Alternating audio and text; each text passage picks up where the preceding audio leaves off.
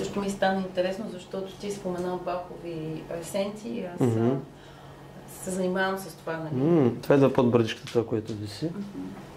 Та застава, малко ще го стигнем. Така че сега ще ми е интересно да бъде какви Бахови есенции са подходящи за мен в момента. Да. Така. Сега ще те запиша. Име и фамилия. Свилена.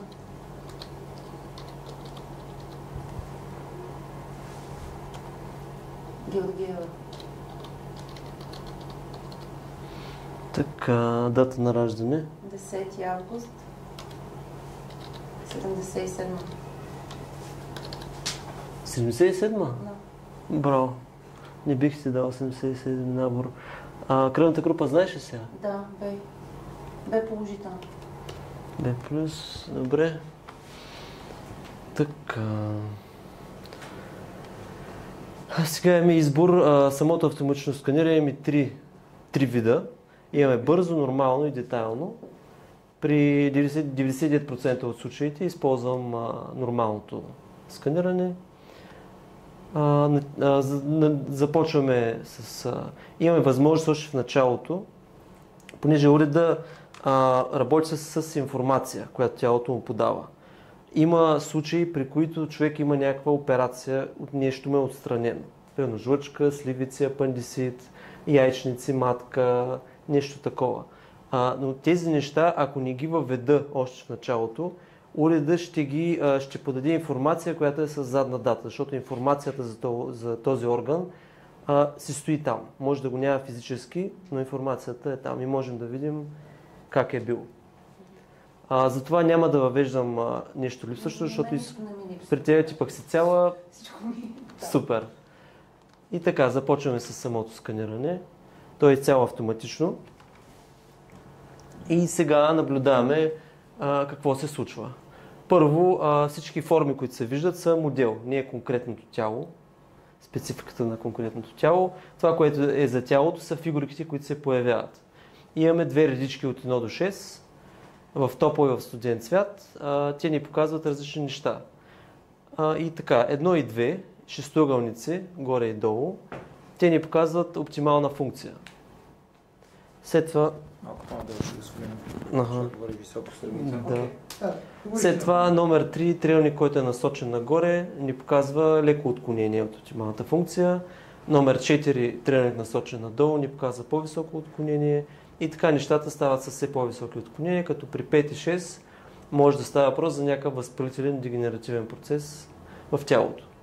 Графата, която се вижда, тия двете синусоиди, които се преплитат, синята и червената, те ни показват обмена на информация между тялото и уреда.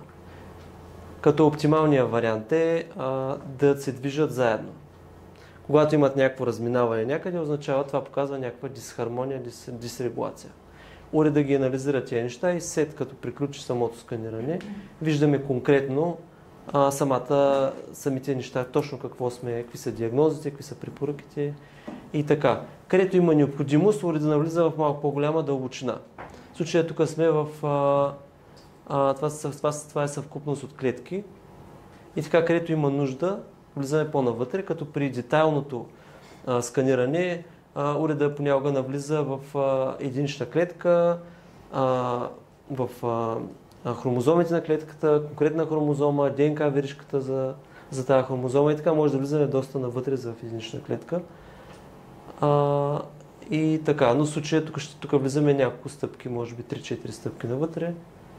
И така, сега просто наблюдаваме уреда къде се спира в дълбочина и даваме някакви хипотези. В този момент задава въпрос на човека дали има симптоматика с конкретното място, където уреда се е спрял, може да няма, защото, както казах по-рано, уреда установява неща, които са в много ранен етап на развитие и ние можем да не ги знаем. В случая тук се спираме на кръста.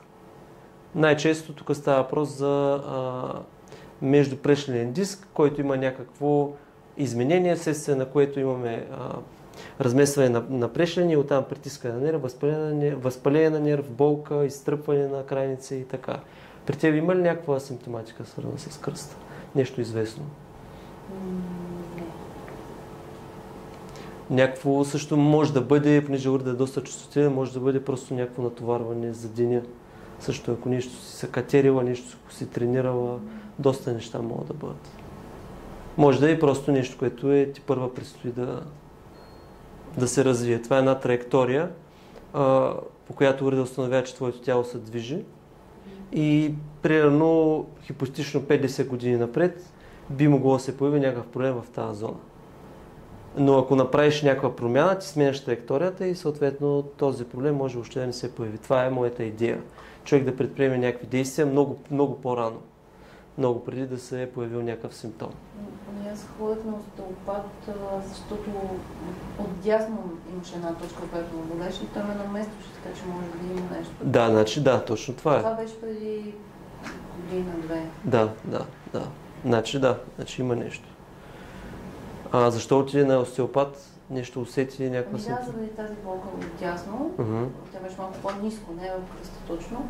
Тя може да се усеща доста по-надолу. Но всъщност сега в момента няма симптоми, не съм усещала отдавна, затова казах, че нямам симптоми. В момента може да не е, но може да е било и с задна дата. Информация, която уреда ни дава, може да е нещо, което е било, нещо, което предстои да бъде или нещо, което е сега. Затова имаме една дискусия с човек, който идва при мен, за да установим за кое точно става въпрос. И така, това е сечение на кръвоносен съд. Тук имаме съвкупност на клетки, съставящ част от този кръвоносен съд. Според руснаците, всеки един физиологичен проблем има около 6 етапа на развитие. Симптоматичният етап от развитието на проблема е предпоследния. Тоест, когато усетим някакъв проблем, това означава, че той се е развивал години.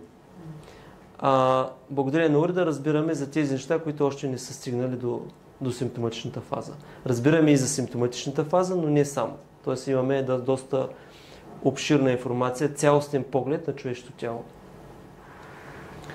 Така, горе вляво също пише къде се намираме в момента, в случая нервна система и се видя как имаме някакъв процес имало с нерв от дясната страна. Той може да се усети надолу по целия крак, може да има изтръпване на крака, най-различна може да бъде симптоматиката. И така.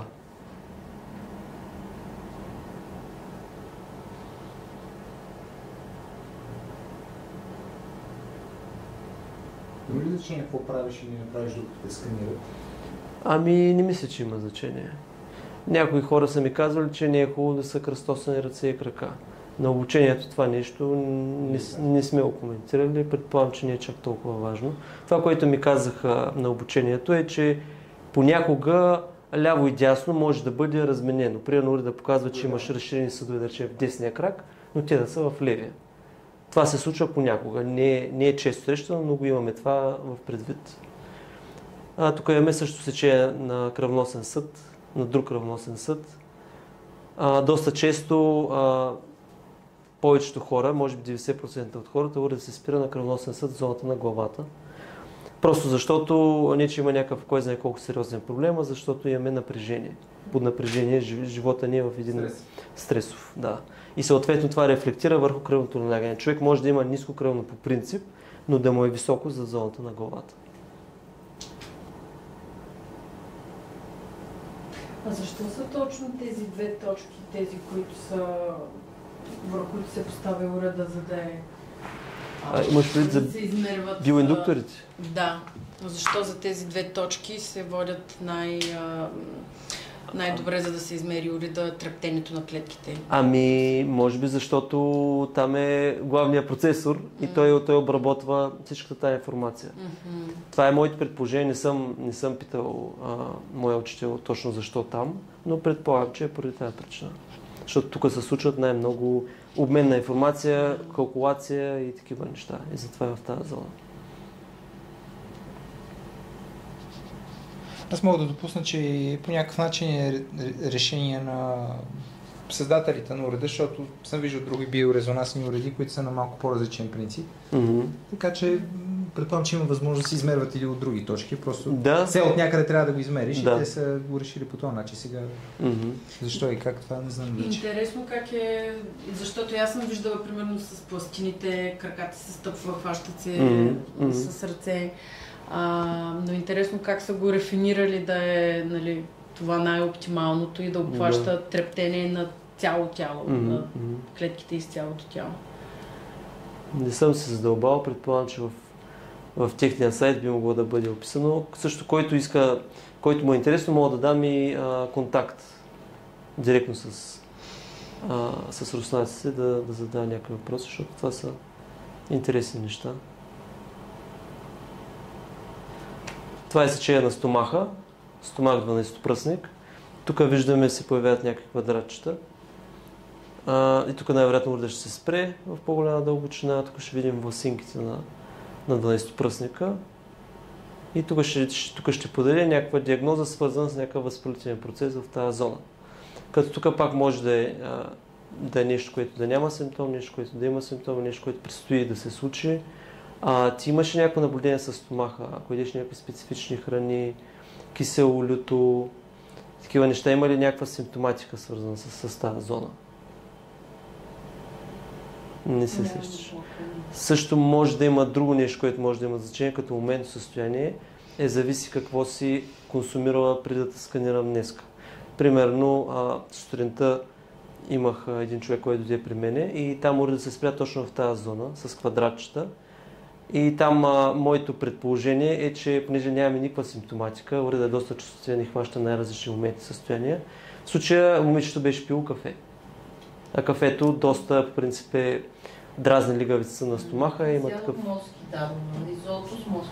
Ризото с морски дарове би могло да бъде, по принцип... И това по този начин разбираме, че как тялото реагира на това, което сме изяли преди малко. Че това нещо не е подходящо. Така, след това сме на черен дроб и жлъчка. Случило ми се, примерно, още в началото, като започнах да работя с уреда, един мой приятел дойде при мен, който кара мотор. И като при него даде от тук, от китката нагоре, всички пръсти бяха в ромбойчета и квадратчета, защото той ги натоварва в момента. И това не означава, че има някакъв сериозен проблем, просто имаме натоварване в тази зона. Уреда хваща всички тия моментни натоварвания. След това виждаме и като цяло... Въпросът е този казус дали е хронифициран или е моментен. Да, ако човек по принцип си усеща нещо там, означава, че е по-напреднал. Ако няма никаква представа, означава, че вероятно е следствие от моментно нещо, което е направил. Другия вариант не може да бъде някакъв генетичен бонус също, който сме взели от баба, дядо, майка, баща, нещо, което имаме някаква генетична слабост, за която не знаем.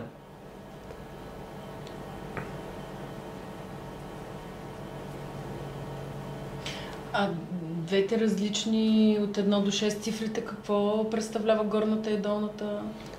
Това са топли и студени процеси. Едното е свързано с изчистване на тялото, като топли процеси, а другото е свързано с регенерация. Сините, регенерация, растеж и развитие. Те показват такива в лошия смисъл от сините, те могат да покажат когато има някакво образование. Какво точно, нали, можем да установим в последствие.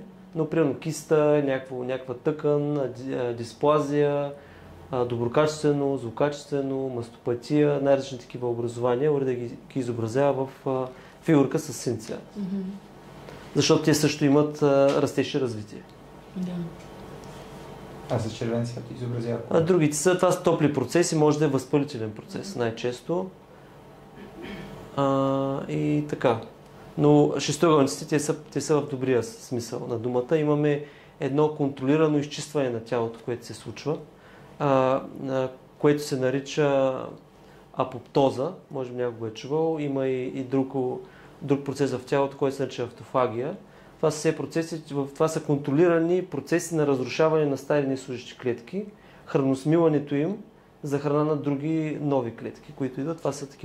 Това са хубави процеси на тялото, то постоянно се обменя. Рециклира. И благодарение на изчистването се случва и регенерация. Двете неща вървят ръка за ръка. Тук сме на репродуктивни органи, влязохме, това е шийката на матката. Ти имаш ли някаква симптоматика, свързана с репродуктивни органи? Ти каза там, че... В момента е нередовен цикъл, но аз правих много изследвания и специално да сложим шийка на матката. Аз съм първа група в папа никакво. Абсолютно изчистено, няма нищо. Стандартните тестове да хващат. Да. Добре, ще видим какво ще покажеш точно уредът. Но самия факт, че има нещо, че цикъл е нередовен, не показва... Да, атрофия на яйчниците вече, аз съм на 46 почти. Започват тези процеси. В Европа сме около 50 няколко човека с този уред и си имаме общ чат в Телеграм и си обменяме опит. Нещо интересно, което сега срещам да споделя. Една колежка, мисля, че беше от Австрия, идва един човек при нея, който е диагностициран чрез ядро-магнитен резонанс, че има тумор в мозъка. И той съответно иска да види повече мнения и е намерил от някъде за метатрон и е отишъл да се сканира. След сканирането уреда е показал, че тумор в мозъка няма, че има някаква по-висока бактериална активност. И това, което подават като информация руснаците е, че на ядро-магнитен резонанс туморно образование и съвкупност от бактериална активност може да изглежда по сходен начин, като мъглявина, петно. И това, което получава човека, който гледа снимката, доктора, той гледа тая мъглявина и тълкува какво е тя. Интерпретира. И в повечето случаи интерпретацията е свързана е тумори, операция. Но не е винаги. Тук няма интерпретация, всичко ти е точно изписано и казано какво се случва. И по-интересното е, човека въпреки това е решил да се подложи на операция, това, което са му предложили докторите. Отварят му черепа и установява, че няма тумор и че има бактериална активност, точно тази бактерия, която метатрон е показал. Тоест, нямаме тук, избягваме това тълкуване и точността е доста добра. Имал съм такива подобни случаи, в които човек е бил примерно диагностициран с някакво образование някъде си по тялото. Отварям, примерно, да речем черния дроб, образование не виждам. И човека ми каза как преди еди колко си години, ма диагностицираха, еди колко си милиметра, еди какво си. И аз гледам, уреда нищо не показва, отварям бактериална активност и виждам примерно повишена активност на Escherichia coli, да речем. И това, понеже ми беше първата опитност с това нещо и питам моя учител, защо така. Тя ми подава тая информация, пък уреда ми подава друга информация и той ми каза точно това, че може да се обърка образованието с активност на някакъв патоген. И от това вече имам едно на ум за подобни случаи.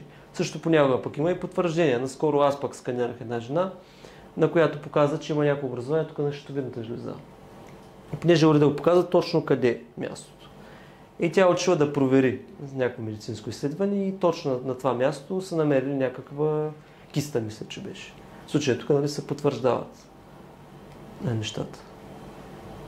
И така, според мен е нужно повече хора с този уред, повече опит, с повече информация. Да се събере една значителна база от данни, за да имаме малко повече доверие, понеже той е като една по-нова технология, хората подхождат малко скептично, защото е нещо ново, незнаено, слагаме тук едни неща на главата, по какъв начин тези неща показват толкова много информация за тялото.